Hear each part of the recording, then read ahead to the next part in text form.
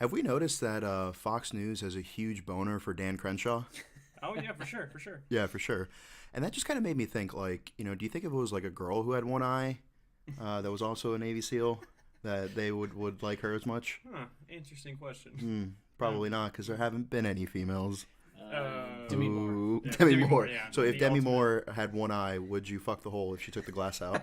Only if she wanted it or asleep. Either way. Welcome to the smoke pit. Hey. So we have our guest today.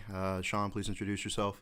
Sean Madsen, co-founder and president of Strikeforce Energy. So Strikeforce Energy is a fantastic product in the fact that you can literally put it in your alcohol, as we are doing now. Just put Strikeforce in a Bud Light, and it's delicious. Yeah. So it's a small packet with liquid in it, almost kind of like your beverage base powder packets in an MRE, about the same size.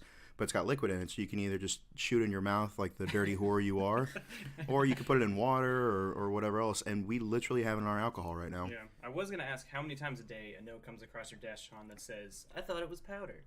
All the time. That's And, what I thought. and it's funny enough, right? So when we were looking at all the details of the packaging, we made it silver, thinking people would think, oh, silver Right. equates to liquid, like Okay. Capri Sun and other Right. things like that. All the other like stick packs that are out there are usually white or clear, so we figured silver, people would relate to it. They remember Capri Suns.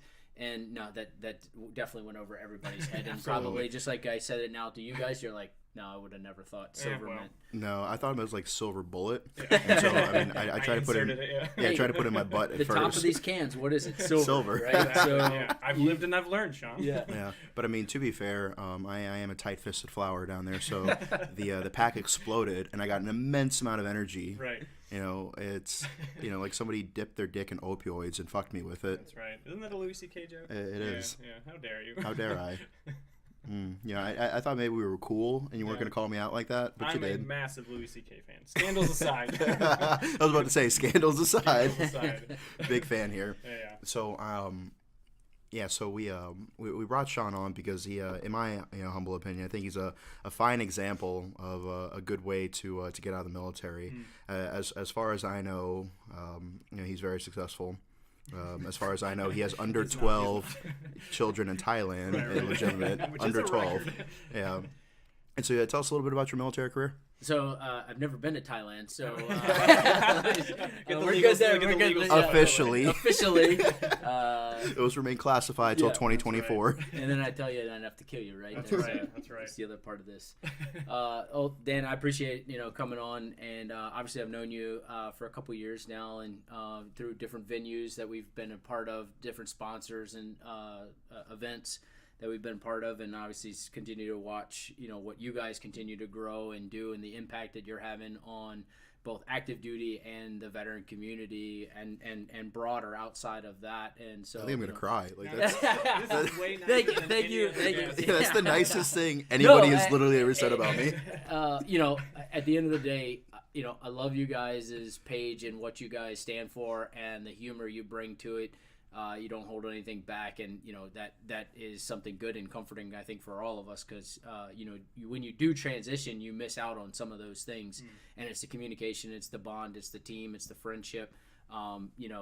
Like everybody that has transitioned, my thing that I hate the most about my transition is the guys that I no longer am with on a day-to-day basis. Yeah. Now, what I've tried to create is and replicate that model as much as possible in the business world. So, we very much have, work hard, play hard mentality within the workplace where, the guys don't have set hours, right? Like, Yeah. generally, it's a 9 to 5-ish, but I mean, I think if you talk to anybody that works with me, they know that never happens. Yeah, because you were in the Navy, right? I was, yeah. Yeah. Can you tell us a little bit about that and how that kind of framed your shape of mind for what you do now? Yeah, so I joined the Navy in 2005, went in as an officer right out of Virginia Military Institute, and got a contract or got a slot to go try out for SEALs, and went to Buds, made it through with Class 258 with them, and then went right into our advanced training, which is SQT, and then deployed 5 times in my 10 years as active, and then I did another 3 years as a reservist as a SEAL. So I did 13 years total from 05 to 2018. So I just got out last June. Nice. Last summer, I guess. So it hadn't even been a year yet that I've officially been out. Okay. So do you miss when you had to think about all the things that you miss the most? Is it like the free hair gel? This episode brought to you by Combat Comb Over, the official sponsor of the U.S. Navy. No, I'm just kidding. As you can see, I and the reason why I came to the East Coast is because I don't have great looking hair, the Hollywood SEALs are all out on the West Coast. They have good hair. They've got the product. They've got the chiseled jaw and abs and everything, and I don't have any of that. So bullshit. Bullshit. Is it too early for team jokes? Yeah. No. Yeah. So. But on a real note, though, buy Combat Comb Over. They gave me money to say that, so go buy it. And I do like them. It's good. Their product literally smells like cocaine. One of them. The other one smells like strippers, and the other one smells like you know that funk that you have in the morning after making out with a stripper. That's what it smells like, and really it just brings you back. He knows exactly what he's selling to. So also with that being said, thanks to Dwight, he sent me money to say hello. So hello, Dwight. I am a sellout. Hey, plugs out of the way, Dan. Dwight. Sean.Madsen. If you send me money, I will also give you a plug. Dwight. We love Dwight on this show. And so I think as far as everybody always says camaraderie and fucking stuff like that. Yeah, we get it. We all miss our boys like that.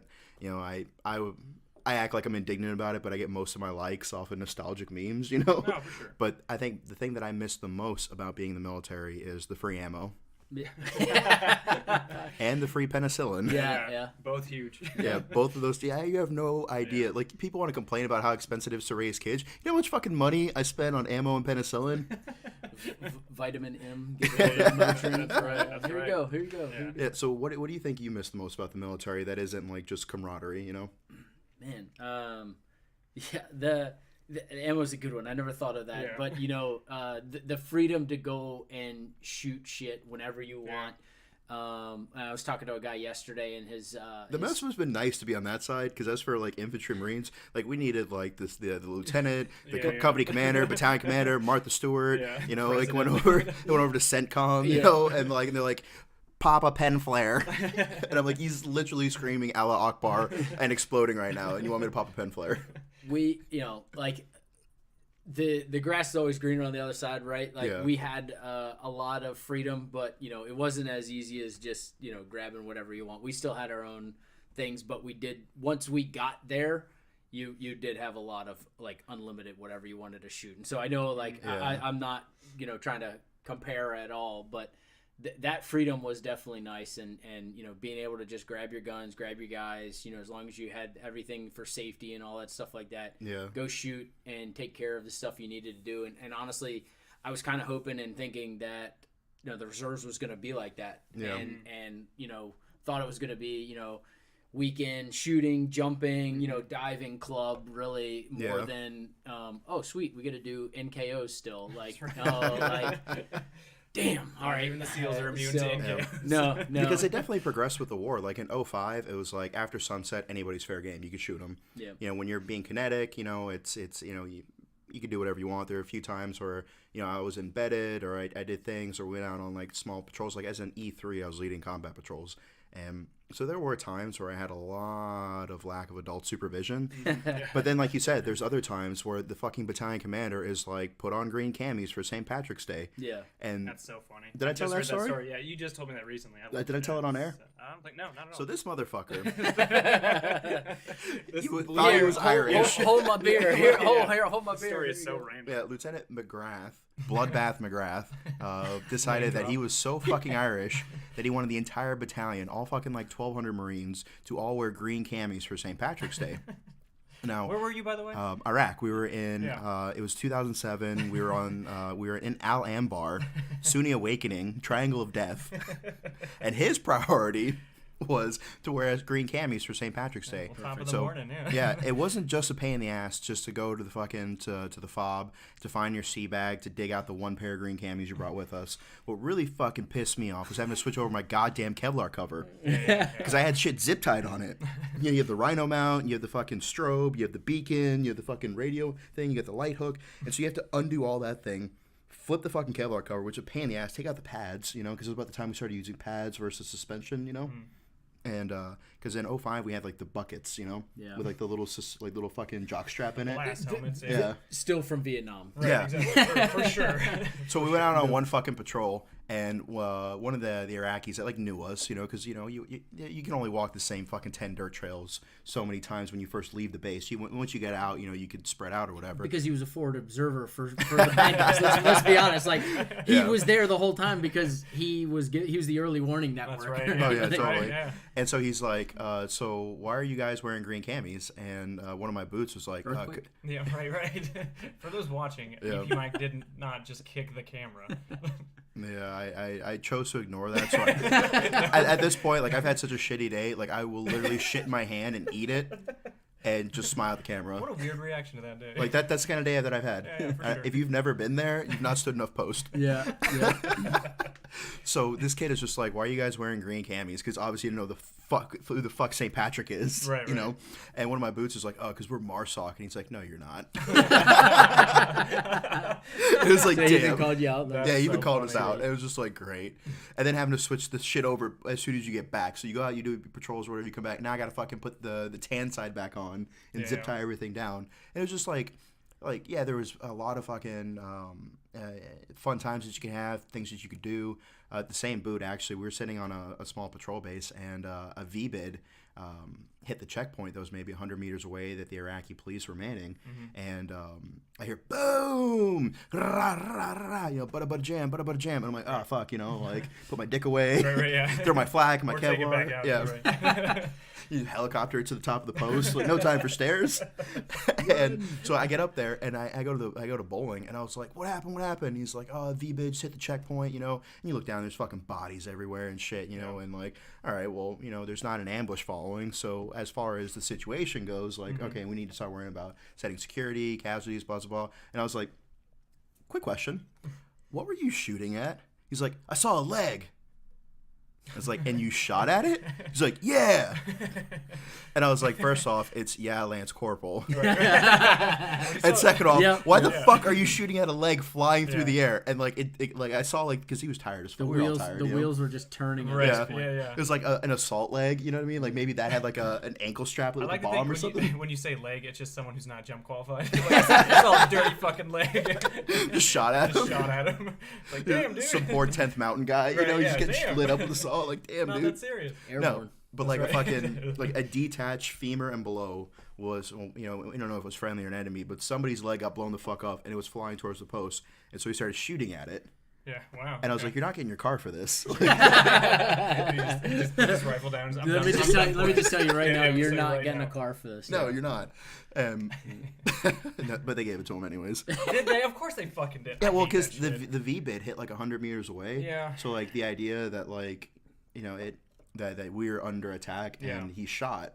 Granted, they didn't care that it was at a leg. I mean, granted, that wasn't the only, fucking engagement we got into. That's fair. But, like, that's what they wrote it for. I wanted to talk shit, but literally my first exchange of a two-way gun range, I was shooting at somebody's muzzle flash, so I didn't Yeah. really see him either, but you know what? Fuck it, give me my car. Yeah, and I made a meme about that. It's like dudes will fire 30 rounds in the general direction of some pop shots and act like they're John Basilone. I fucking stacked bodies. That's no, right. dude, you didn't stack bodies, okay? Like, How many people did you kill? Enough. All Enough. right, dude, all right. I don't know what it's doesn't called. I matter. just know the That's sound right, it makes yeah. when it takes a man's life. It really doesn't matter. That's right, yeah. Yeah, and so kind of a little bit of a sidebar there, but long story short, fuck McGrath. So God damn. back to Right, yeah. back to the. Because I honestly don't remember what we were talking about before that. I'm kind of in a moment. Yeah. You've had a day. No, okay, and I do remember. And this What is you miss most? Yeah, When we were talking about ammo and Yeah. and I was getting ready to talk about guy I was talking to yesterday, actually, his son's a local PD guy, and they had breacher training today, and I was like, God, dog, like I miss breaching. Like that's something I definitely miss. I was just thinking, I was like, now granted, I was an officer and never got to really actually go breach stuff, but in the teams, you still learn how to do everybody else's job just in case if there's a time. So the breachers would take everybody through a block of breacher training. So every time before we go out to do different, you'd learn how to breach urban as well as rural stuff and things. So you knew how to build them, but also dispose of them if you needed to or you were called to, just in case if one of those guys went down. Still supervised, but the whole time you're just sitting there going, yes, C4, I gotta blow shit up. We made a giant dick out of C4, Of course, and then we wrapped it with the blast tape so it wouldn't be like splatter, which I think is hilarious considering it was a dick. Yeah. Like we want the splatter, Right. and they're like, no, you can't, like, because then we have to go pick up each little piece of Play-Doh and like police call that. You're no So fun. when you were there 07, right? We were around that time they started putting that wall all around Solder City, and literally they were they took all those huge like 18 to 20 foot concrete barriers and they walled off the entire Solder City, and we're sitting there thinking there's like I think there was maybe 4 or 5 ways in, but Solder City was just a nasty part of Iraq, and we were just sitting there going, fuck.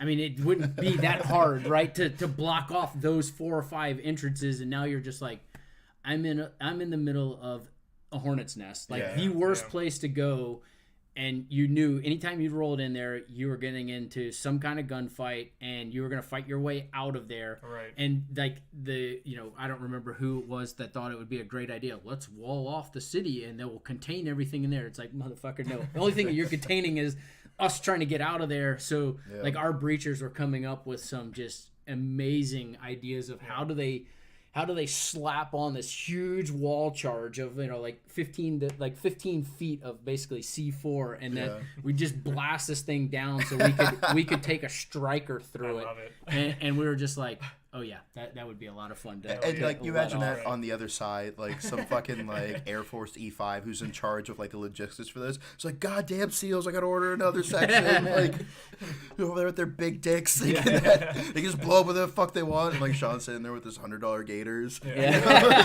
on top of the striker, like you're goddamn right. It just says deal with it. Those strikers were fun though. Yeah. So taking the mindset that you that you got in the military, how were you able to apply that to your transition to find success? Good question. Going from dicks to C4. So like that sounded like a legit. And your interview skills are all over the place. I love it. It's either Walter Cronkite or Howard Stern. There's nothing in the middle. No. Hey, that's how we operate though, because we're very much ADD, and if you try to throw it all in one time, we'll get onto the subject anyway. So, for me, the biggest thing that I learned in my transition was to always have backup plans, right? Redundancy. And I mean, alternate, tertiary. It's always, I mean, your comms plan, your pace plan, right? Primary, alternate, contingency, emergency. So you have those. And as I was transitioning, for me, I was in the middle of a divorce, a really nasty one, trying to go over child custody and some other things with it. And then, in the middle of starting a business, basically, that couldn't support me to come on to work full time for it. Yeah. And so I made the conscious decision that, okay, for me, the best scenario right now is to go work as a full-time reservist, basically. So I'd have this full-time job, but it was basically a 9 to 5 or, for the most part, it's like a 7 to 3 job, but some set hours, no travel for the most part. I knew I could actually have some stability, so I could have that time with my kids. And like a month, I think it was about 5 weeks from when I was supposed to fully get out of the Navy and start this new job, I got, oh, hey, by the way, we don't have any more money and we can't bring you on to the reserve side. And I'm like, fuck. So 5 weeks away. Quick question before we go further. What was your rate before you went into Buds? An ensign. Okay, so that was like your contract going in? Yeah, so because I was already commissioned as an officer. Yeah, so that was like your contract job. You weren't like a systems or engineer. No, or anything. Okay. no, and so I'd like to point out something. Sean has never done anything easy in his life. Like, did you really have to start a new company, going through a divorce and getting out of the military, and just like all at once? Like, did you really have to play life on hard mode? Like, select your difficulty: easy, medium, hard, legendary. He's not done, and like, but you gotta have respect for that, because there's people out there that they face the smallest amount of adversity, and they're like, oh fuck it, I can't do it. The world's against me, you know, like every day. But then you have other people out there that like, because I faced a very similar situation when I was getting out. You know, like I was going through a real bad breakup. Like I almost died. I had blood clots in my lungs. Like I was in the hospital. I just started my local hauling company. I had just got out of the military, and so it's like I remember coming home from the hospital and like sitting down on the floor of a bare empty apartment, had $0 in my bank account, a new business that I'm already on the hook for, that I have all these bills for. Like I'm still actively coughing up blood because part of my lung had died, and I was just like, time to get to fucking work. Yeah. You know, like you can either let the world get the best of you, or you could pick yourself up by the goddamn nutsack and suck your own dick. It's one or the other. I have a full erection right now. Well, why'd you have to do this to me? And see, that's the kind of people that you need to surround yourself with too. Yeah. You know, like you can't have people on your crew that just like, you know, the slightest thing that comes up and they're just like, oh, we can't do it, excuses. Yeah. Because if you weigh yourself down with people like that, you're never going to go anywhere. Yeah, very much so. It, you know, like it did suck, but at the end of the day, I mean, that like you said, at times like that though, I've also find where I've had a level of clarity, right? Like first time you ever got shot at in combat and things like that, it's like the worst fucking scenario could go on, and all of a sudden you feel at peace and you feel at this, like, I understand, like, I hate using the fucking cliche, like the Matrix, everything just slows down so much. You're like, wow, I can see this. I can see. Oh, you smell really well. Yeah, because I could do that. That is a true story. But like, you know, you get that clarity, and it's that time of adversity where you know people really find themselves, and you know you channel it, you harness it, and you move forward. And you know, for me, it was a downtime in my life where I was going through a lot. And ultimately, I just had to keep thinking, all right, this is better for my kids. This is better for my kids. Like, you know, that was my goal, is how can I, you know, be a better, you know, adult and parent for my kids, because I have been gone for so much and so long and things like that. That's a great point. So if you're struggling, the first thing you could do, and you heard straight from Sean's mouth, go cream pie a fat chick, have some kids, and use them as your motivation. Like, get some girl fucking knocked up, have some kids, and when you look into their little fucking baby eyes, you're like, I gotta do it for them. Do it for them. That's enough Strikeforce. I don't know if you've noticed, but wait, don't open that one yet. Shit. Yeah, so it's part of the show where we get to talk about the other sponsor. Am I shotgunning a beer? Yes, you are, actually. On your floor? You were late, so you get to shotgun it. What kind of frat fucking... All right. Okay, so, keep talking, guys. I'll shotgun this beer like a psycho. Yeah, so if you're watching, if not, I'll describe what's going on. Right now, Mike is caressing his nipples. But anyway, so there's a young Navy guy. He started Crooked Sales and turned into a company that developed a product where you can shotgun beer. So it's like it's like a fucking like a koozie, and you put your beer into it, and you press the top. I'm videoing this. Oh, you're videoing. I was gonna say, can I do it over the sink at least, so I don't fucking... No. What? Right on the floor. Right on the floor. Yeah. Hey, EP Mike, come lay down on your back and take whatever he spills in your mouth. What kind of trailer trash? All right. Okay, hang on. And so it punches a clean hole right into the can. So if you're getting ready for spring break, I'm really bad at shotgun. We got it. All right, here we go. Moral support. Here we go. Boom. And so he's chugging. There it goes. Fucking like a champion. Wow. So if you're tired of having sticky shit all over your keys or like missing, it's a perfect product for spring break and for summer. And see, we promised y'all that when we start doing plug-in products, because unless y'all want to play my fucking light bill, like Dwight, like the fucking MVP Dwight is, we got to have some sponsors. And so for eating today. spring and summer is a perfect time to check out Crooked Sales and the shotgun shell. Available online. It's American made. You can get, like, if you're one of those weirdos that thinks like Ohio is the best state, you can get a flag of Ohio on it. Or Indiana if you're a smart person. Or if you're one of those weirdos that are like, fucking Texas, which I was born there, so no Texas hate. yeah, the shotgun shell is a That's fantastic idea. And like we told you, we're going to do this shit organically. So that's a great example of a veteran who had an idea, saw a gap in the market, exploited it, and now he's rolling in the big titty money. Just big titties everywhere. Yeah, he's doing well. He donated money. His name's Dwight. That's right. Yeah, so it's a self-licking ice cream. I love this. yeah, well, I mean, and the crazy part is he didn't even do it with his own money. He did it like a Kickstarter and got other people to pay for his company. Yep. And so if you're a veteran out there with an idea for a company, check out Burbiz, like Bourbon and Business put together. We're having an event in the MGM Grand Casino in D.C. in April, and Street Shares partnered with Burbiz and Black Rifle Coffee. They're giving away like fucking $50,000 in grants for veteran businesses. The top grant is like $25K, then like $15K and $10K. Like I'm entering. Yeah. So motherfuckers going against me. If you think you're gonna win, correct yourself. Yeah, but if you're We're all entering. yeah, and so like that's just a great example of like like Combat Comb Over and the Shotgun Shell, Strikeforce, Pop Smoke Media, just to show you that when a veteran like takes the initiative, they can go out there and do shit. Yeah. Veterans are inherently more natural to be in a management position or entrepreneurs. And it's just a matter of like having the dedication to do it. Yep. Basically just starting, right? That's the hardest part, is starting. And also the other piece of that is, and I see it so often from people, is they're so afraid that someone's going to call their device or their product or something like their baby ugly. Yep. Right, so another big fear is they're afraid to put it out there because they're afraid of what other people are going to say about it. Yeah, fuck that. Exactly. Like, just put it out there, and ultimately, if people tell you it's ugly, embrace it and say, yeah, you're right, it is ugly. It's horrible looking, and that's why I made it like this, because you remember it and you're going to talk about it. Like you could. He's not talking about the shotgun shell. No.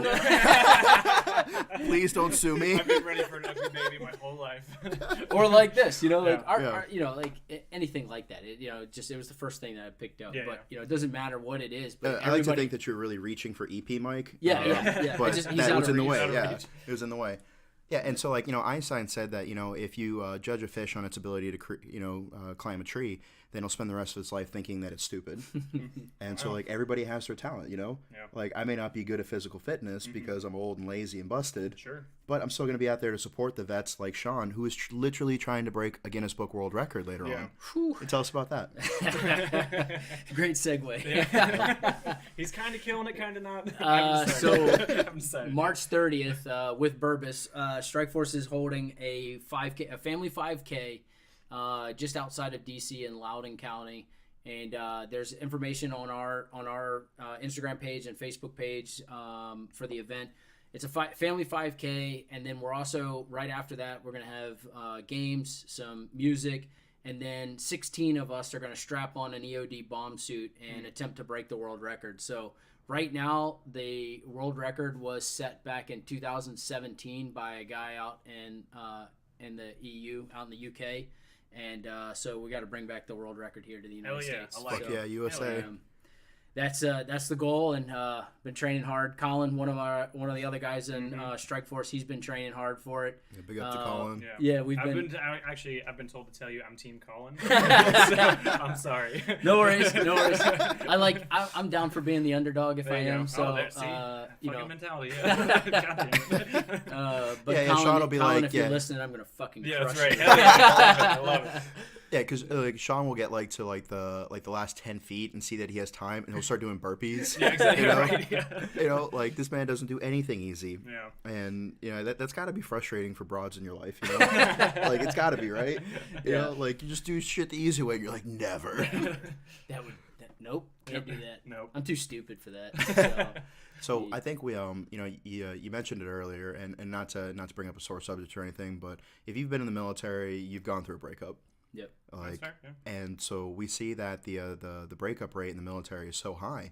Like, what do you think is like something that people who are successful, because we always want to see how we're successful and compare it to like the civilian community, right. But nobody wants to acknowledge what the civilian community does better than us, like logistics and not standing around for standing by to standby time, and like having a meeting money. before a meeting. Right. Yeah. Yeah. At 3 a.m. isn't practical. Yeah, our $710 billion fucking defense budget, when at least a third of that goes to fraud, waste, and abuse. Yeah. So how do you, because one of the biggest fucking banes of our existence in the military is when you go through heartbreak, like dude can't be there on the fucking range because he's he's at a court date, or his head's not in the zone, he's not placing his groups right because he's thinking about whatever's going on back home. Right. So how do you think that the civilian sector does things better as far as like relationships go than we do in the military? Ooh, I don't know. I would argue that I don't know if they do it better, and the reason is they have the same problems in the civilian sector. This guy comes to work and he's depressed because his wife or husband is cheating on him or doing something. I think the biggest difference is ultimately the culture in the military is that brotherhood, and so it is just raised and elevated a little bit more than what it is in the civilian population, and with that could probably come from some of the disgruntled workers and other things like that happen in the civilian world that I won't say never happen, but for the most part don't happen. I get that, but like, how many times have you walked into a Best Buy and heard like the gal behind the counter going like, "Oh, my civilian boyfriend who just spent the last 9 months overseas got chlamydia from a Thai hooker." Like, what's with you in Thailand? Oh, where else do they have hookers? Montana. Do they really? I've never been to Montana. I'd assume they do. Indiana. Yeah, they for sure do. Yeah. Yeah. Oh, really? Yeah. Don't Do worry tell. about it. Do tell. This is not what the show's about. Totally not what the show's about. Yeah. I mean, it is, but And I think also Pop Smoke is not a metaphor. That's right. in the civilian world, there's no incentive to get married at 19. You have an E2 who's 19, and their incentive to get married is because they want to move their sweetheart, from her life of ill repute in Montana. That's right. Yeah. Make an honest woman of her. Tricare. Yeah. Tricare. And like health insurance and Tricare, get out of the barracks and stuff like that.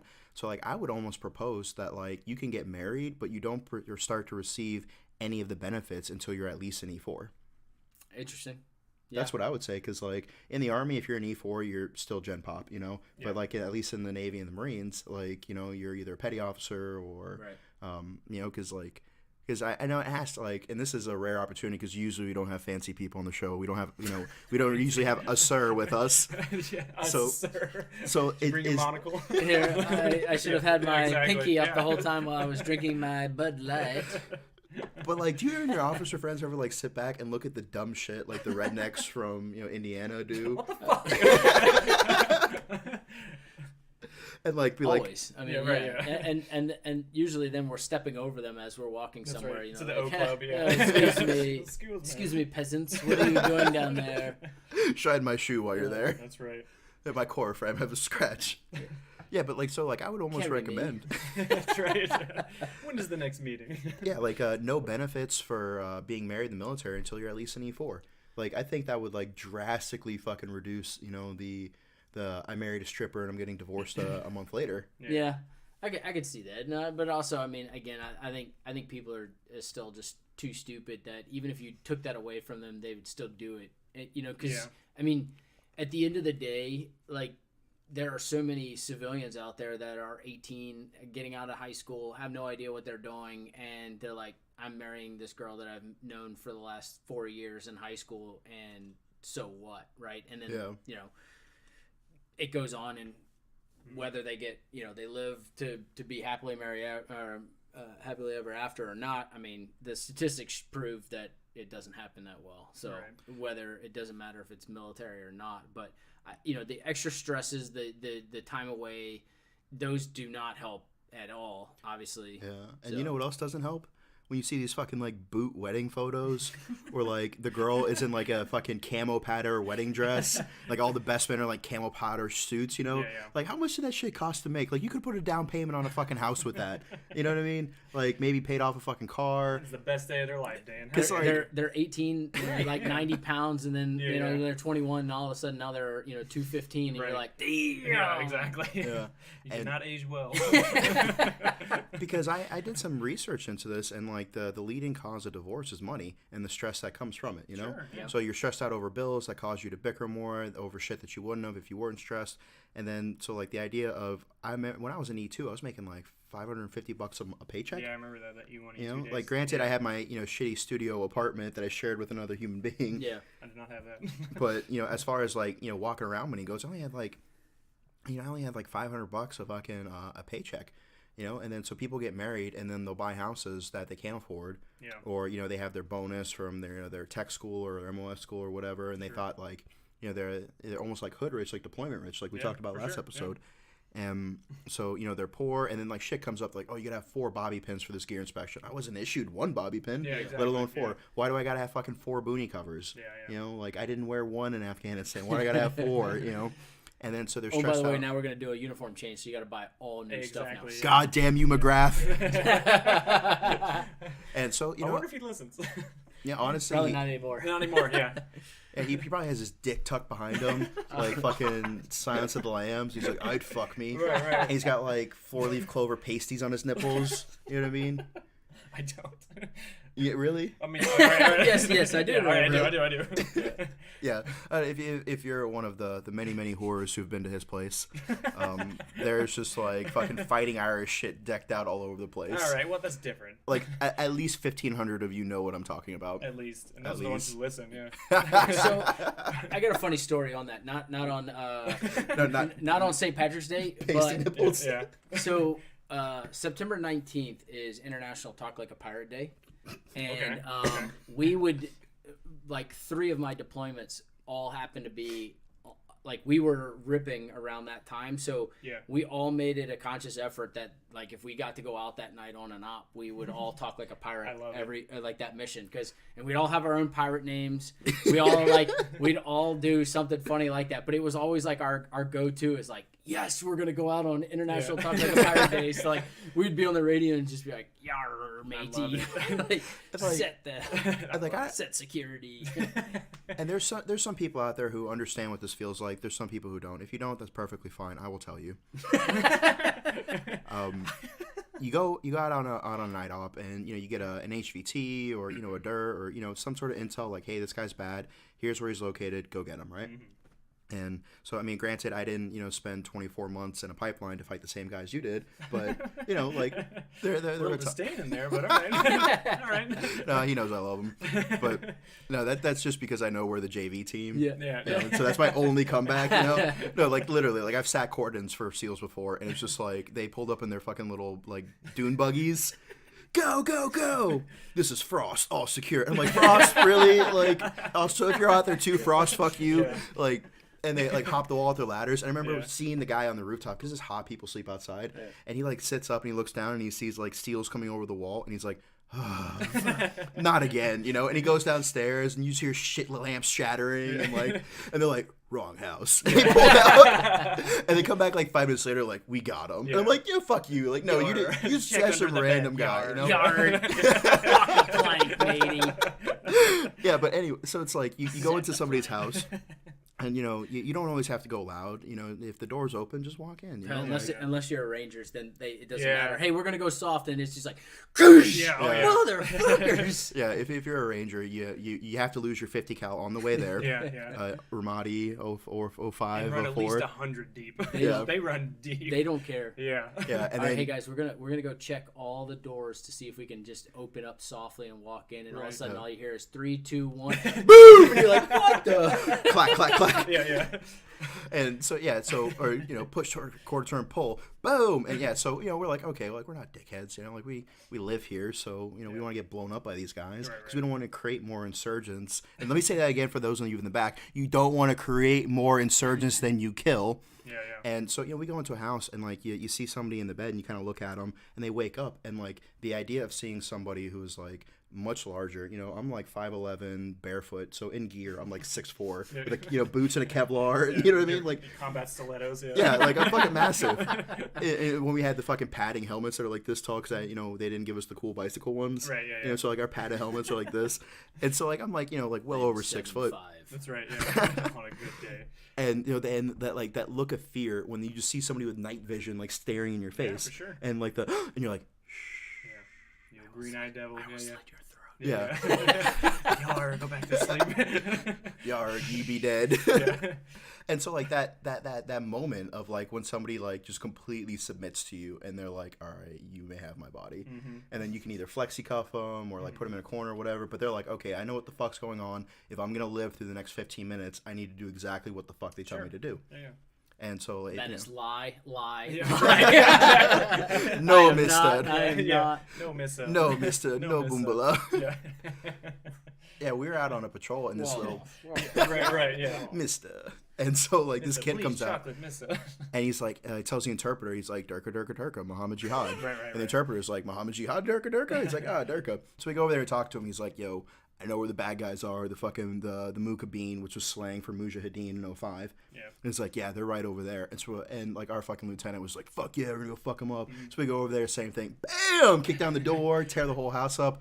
And like the guy comes out and they're like, where are the weapons? Where's the cash? And he's like, let me guess. Did like Muhammad from across the street tell you this? And he's like, no. And he's like, we've had family feuds for like 50 years. That's so funny. Like The some- most petty way to. Yeah. Yeah, Awesome. so like some goat feud, you know what I mean? Some goat feud. And he's like, let me guess, it was Muhammad who told you this? Yeah. Out of everybody in the city, we're like, no. And he's like, go ahead and search all you want, but you won't find anything. Yeah. And so we're like, okay, so we tried to do our best to unbreak everything we broke. And we went back to Muhammad's house, and we fucked that shit up. Like, let this be a lesson. Don't use the Marines to fucking settle your petty feuds. Yeah, or do. It's just funny.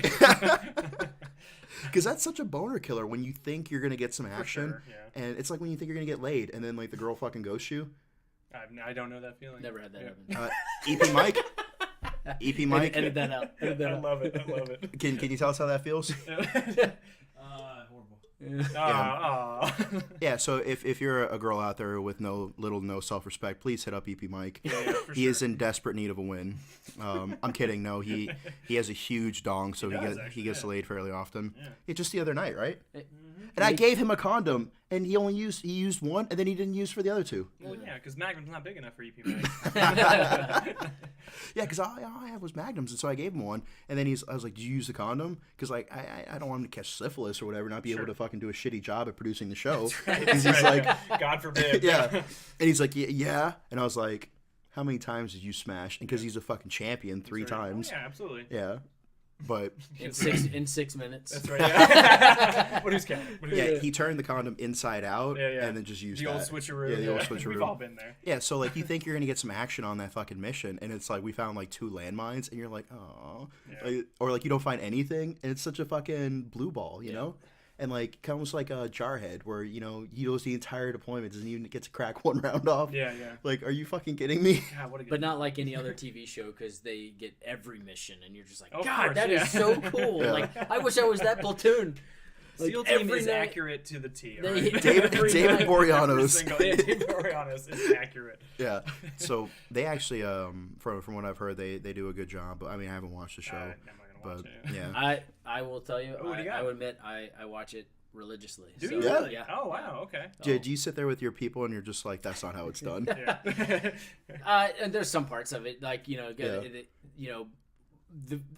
the funny parts, right? Like that in TV they have to do, right? Where a guy is using an embedder through a building and he's talking SATCOM to an airplane that's Right, flying yeah. somewhere else, and you're just like, bullshit. Like, no, motherfucker. The RTO would be running to the roof, Yeah. trying to pull out the antenna and like hopefully get to the satellite, and all you'd hear is Yeah. The but they're 10-foot whip. talking like Yeah, clear it's as clear, day, yeah, that's funny. or they're underwater, and all of a sudden like an embedder still can push through, and you're just like, yeah, no, that does not happen. Like that's not that good. Yeah, so. yeah.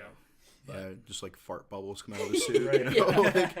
Like, But like I will say like they've done a really good job of there are missions in there from guys and things like that, and they've done a really good job of portraying those, and also just, I mean, yes, that team is getting to do all the cool missions, which we obviously all know that gets rotated around and things like that, and Sure. they wouldn't be that lucky, but Unless David Boreanaz is like blowing the colonel, you know, like he's in the colonel's office, fully prepared to suck his dick. You're like Fry Festival Special. That's like, right. please, one more raid. And you know, funny, they'll even like they'll drop like street names around here. Like they're like, oh yeah, we're at the corner of Oceana and blah blah blah. And you're Oh, like, that's what? funny. Yeah, that's funny. Yeah, and it's like, well, that bar is actually there. So you know, They're like, yeah, dude, I fucking got this fatty from Greenies. You know, like you're like, that checks out. You know what? Yeah, I approve. Yeah. I went to the Eagles Nest. Like, That's dude, right. what? Yeah. This girl from the fucking bank gave me chlamydia. Like that checks out. We've all been there. But yeah, so if there was one thing that one like myth or stigma or stereotype that you wanted to dispel, just like get the fuck out of here about your community, what would you want it to be? Ooh, on this show of all the shows, I like it. Yeah, because apparently Here's the exclusive. We don't all have good hair, right? Yeah. Like That's fair. I'm balding. That's fair. Yeah, you know. That's fair. Yeah, but I mean, you went in 05, so I'm sure in 05 you had good hair. Nope, didn't have good hair. I had about same receding hairline as I do now. Because I mean, I Eventually, have I'm going fantastic hair thanks to Come Back Home over. Oh my God, Yeah. you plugged him. That was more just like the fact that I'm 33 and I still have luxurious I'm hair. going to need that. And Yeah. I know very much so. Like in the next couple of years, I'm just gonna have to go bald and just be embrace it. accept it. So Just accept it. I'd say that that's one piece of it. Mm-hmm. But that's pretty dumb. And so the myth of like the guys are just hard as nails and things like that, Mm-hmm. and it's when we need to be. I will tell you, I fucking hate rain. I hate cold weather. Yeah. I hate anything that deal with like being cold, wet, or tired. Which is literally the job description. Right, which is, Hey, do you want to be cold, wet, and tired all the time? Pretty sure it's on the poster. But if I have to go do it, or if something Sure, comes yeah, up to do it, I'll do it, and I'll won't bitch about it, and we'll move on. I will bitch about it. Well, that's But that's the thing range is, difference, yeah. nobody cares, right? Yeah, like yeah. you bitch about it, and sometimes it just gets to be funny. Like Yeah. everybody's bitching about it, but Yeah.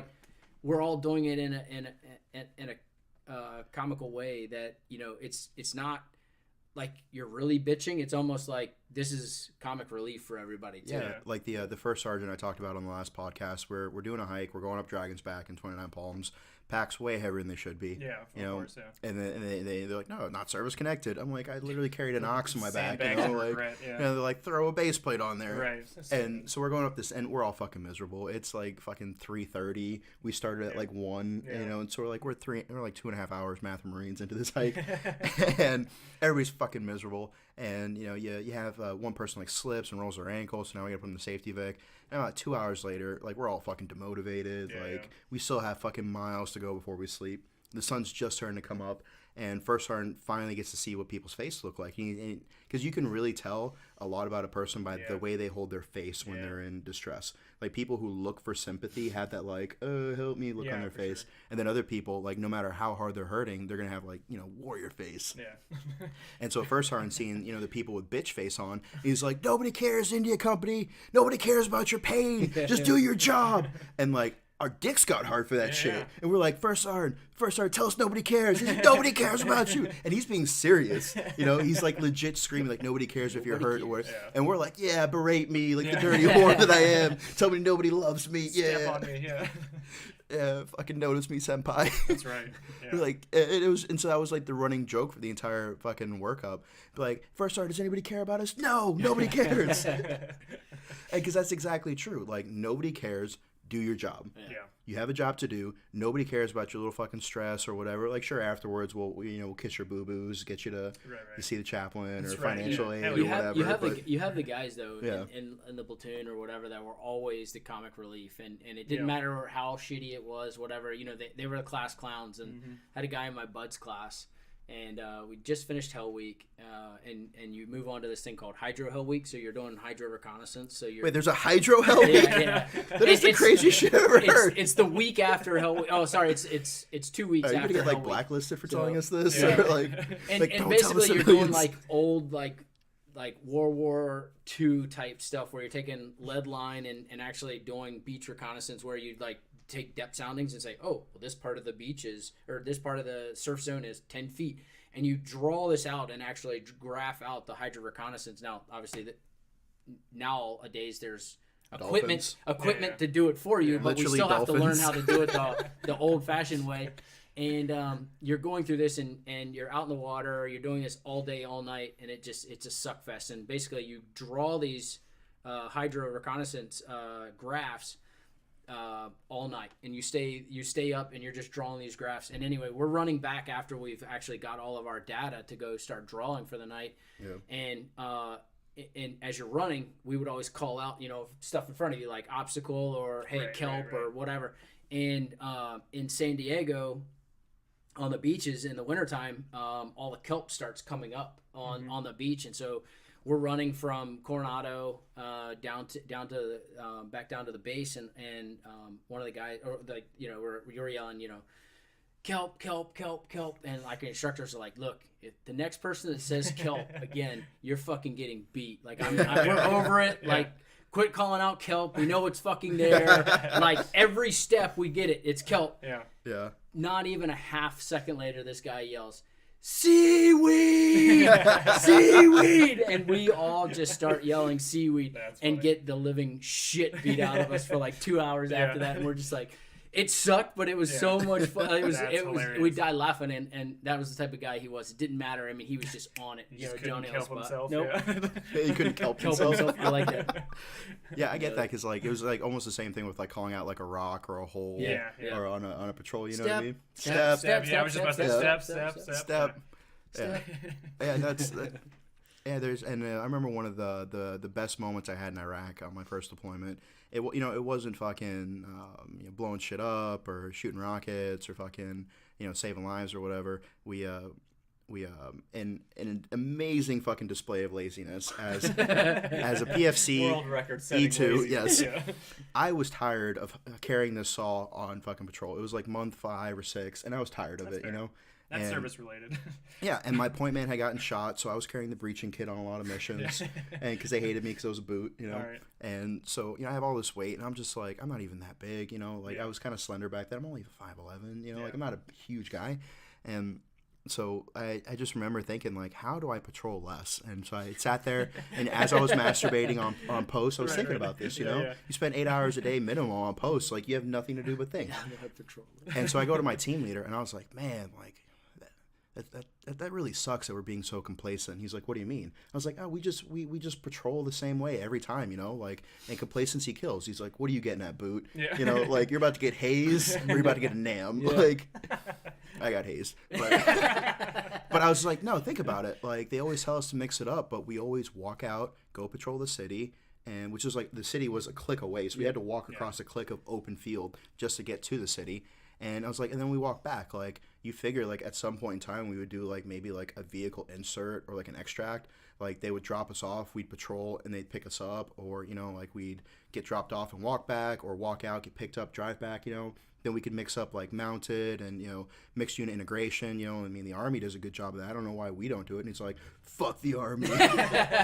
And so... How dare you? You're a Marine. You got to be hard. Yeah, and so the E3 tells the E5. The E5 brings it up to the E6. And then, the E6 tells the platoon commander, guess what we're doing the next day?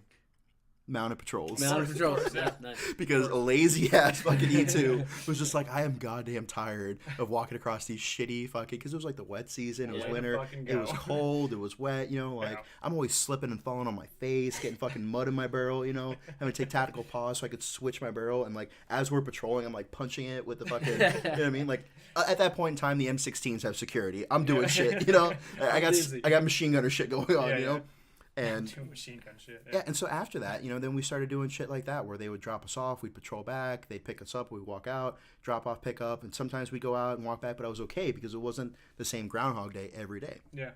And so, just being able to see a problem and then, backwards engineer it to a solution that works. I think that is one of the ways that most veterans who get out of the military and are successful do that.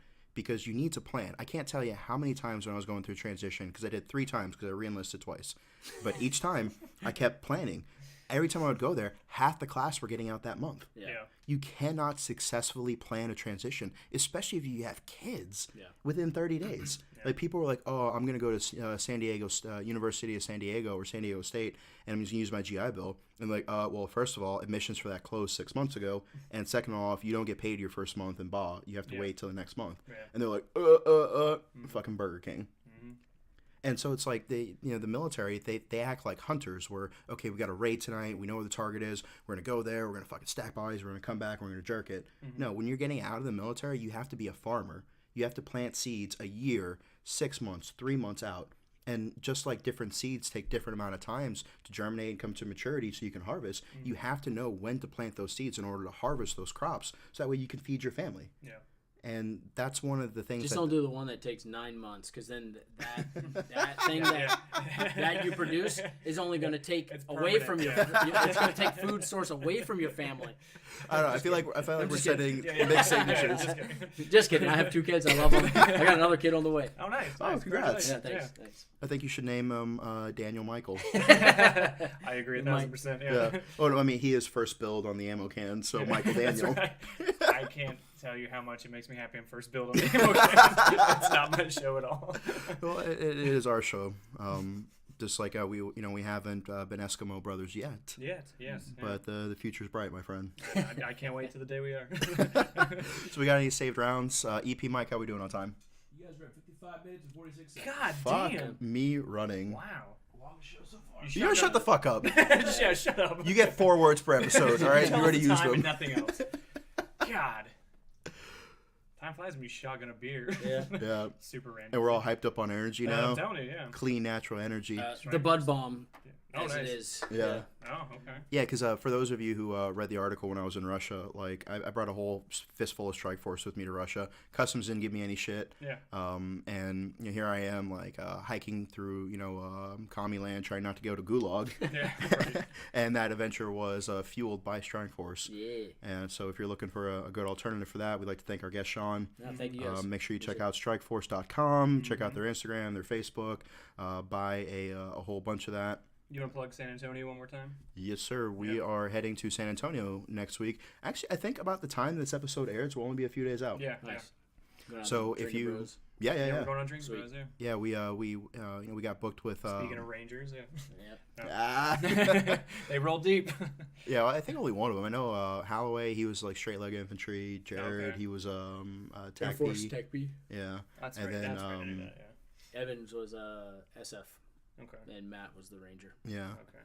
and we're a Marine and an RP. Yeah, that's right. Yeah. Just helping out. Yeah, just doing the best we Just can. doing what I can. But yeah, I do like to throw that out there Teams because and shit. That's because right, you yeah. do notice Teams that and shit. like a lot of like I guess social media influencers and stuff like that, they do have some sort of like, and granted like Mike's done a lot of cool shit that he doesn't brag about because he's humble, but I do like to throw that out there. It's like, really, like did you fight like ISIS Rangers, or did you fight the same guys I did? Yeah, exactly. That's You know, right, yeah. like.